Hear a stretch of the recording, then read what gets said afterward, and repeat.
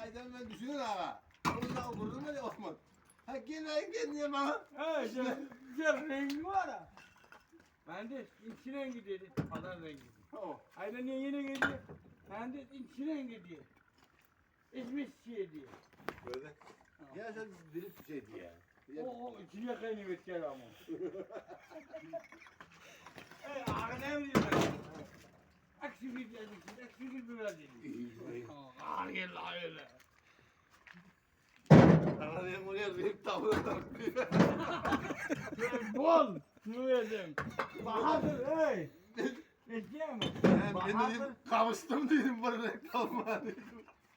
Mağlam ne var? Evet, aman diye. Hey konuştuğumuz bir şey diyor. Ben mi geldim diye. Orada yumurta ama ağırdı. Sonra bir de vurun kalan yok.